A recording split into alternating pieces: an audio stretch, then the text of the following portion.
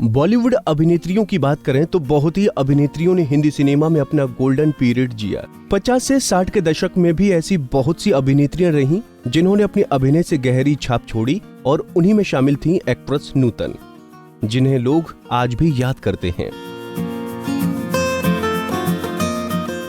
अपने 40 साल के करियर में नूतन ने कई किरदार निभाए और बड़े बड़े सुपरस्टार्स जैसे देवानंद से लेकर धर्मेंद्र, दिलीप कुमार, संजीव कुमार और अमिताभ बच्चन तक के साथ काम किया। लंबे समय तक सबसे ज्यादा फिल्म फेयर अवार्ड भी उन्हीं के नाम रहे। उन्हें करीब 6 बार फिल्म फेयर अवार्ड मिला था। इसके अलावा भारत सरकार ने उन्हें पद्मश्री सम्मान से भी नवाजा।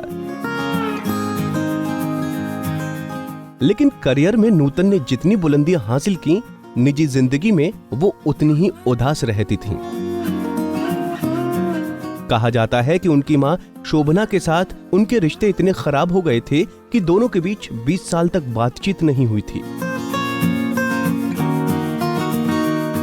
बेटी नूतन ने अपनी मां पर केस तक कर दिया था। उनकी बहन तनुजा के साथ भी उनकी लड़ाई लंबे समय तक रही।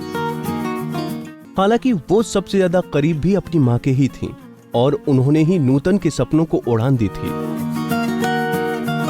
4 जून 1936 को पैदा हुई नूतन मुंबई के एक मराठी परिवार में पैदा हुई थीं। उनके पिता कुमार सेन समर्थ फेमस फिल्म मेकर और कवि थे, जबकि मां शोभना समर्थ भी एक जानी मानी एक्ट्रेस थीं। नूतन भी पेरेंट्स की तरह इंडस्ट्री में काम करना चाहती थीं और अपने भाई बहनों में वो सबसे बड़ी थीं। वो काजोल की मां तनुजा की बड़ी बहन थीं और काजोल की मासी। एक्टिंग के अलावा बैडमिंटन, घुड़सवारी, स्विमिंग और संगीत जैसी सारी कलाओं से निपुण थीं। बतौर बाल कलाकार ही उन्होंने अपने करियर की शुरुआत कर ली थी। उन्होंने फिल्म हमारी बेटी में काम करने का मौका मिला, जहां उन्होंने एक लोकप्रिय गीत गाया, तुझे कैसा दूल्हा भाई। ये फिल्म उनकी मां ने ही बनाई थी, जिसमें उनकी बेटी बहन तनुजा भी थी। नूतन ने उसी साल सिर्फ 14 साल की उम्र में ही फिल्म नगीना में बतौर एक्ट्रेस काम किया और सेंसर ने इस वीडियो को एडल्ट कैटेगरी में रखा। और जब नूतन इस फिल्म का प्रीमियर देखने गईं, तो नूतन को वॉचमैन ने रोक लिया क्योंकि ये फिल्म एडल्ट कैटेगरी में थी। नूतन ने काफी मिन्नतें की और वॉचमैन को बताया कि इस फिल्म की हीरोइन वो ही हैं, लेकिन वॉचमैन नहीं माना। बचपन में वो काफी दुबली पतली थी, तो मां उन्हें अगली बेबी और अगली डक के नाम से बुलाती थीं। लेकिन 16 साल की उम्र में ही नूतन ने मिस इंडिया का खिताब अपने नाम कर सबको चौंका दिया। वो पहली हीरोइन थी जिन्होंने बतौर एक्ट्रेस बनने के 2 साल बाद ये खिताब जीता। बालिग होने तक नूतन हम लोग, पर्वत, आगोश जैसी फिल्मों में काम कर चुकी थीं। उन्होंने फिल्म दिल्ली का ठग में स्विंग सूट पहनकर सबको चौंका दिया था। एक्टर राजेंद्र कुमार नूतन को पसंद करते थे और उन्होंने शोभना से उनकी बेटी का हाथ मांगा, लेकिन मां ने रिश्ते के लिए साफ मना कर दिया। शम्मी कपूर भी नूतन के दीवाने थे। दोनों बचपन से एक दूसरे को जानते थे और बड़े हुए तो डेटिंग भी करने लगे। लेकिन समर्थ परिवार के करीबी प्रसिद्ध अभिनेता मोतीलाल इस रिश्ते के हक में नहीं थे। उसके बाद नेवी ऑफिसर रजनीश बहल से शादी की और ऐलान किया कि वो अब शादी के बाद काम नहीं करेंगी।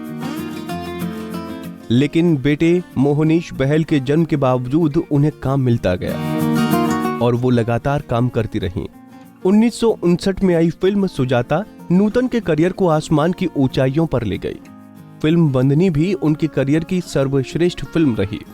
जहां माना जाता था कि शादी के बाद हीरोइन का करियर डगमगा जाता है, लेकिन नूतन का करियर स्टारडम पर रहा। लेकिन उनके जीवन में एक समय ऐसा भी आया जब उनके करियर के लिए मां ने अपना सब कुछ दांव पर लगा दिया। नूतन ने अपनी कमाई के पैसे पर हेरफेर के चलते मां पर केस किया था।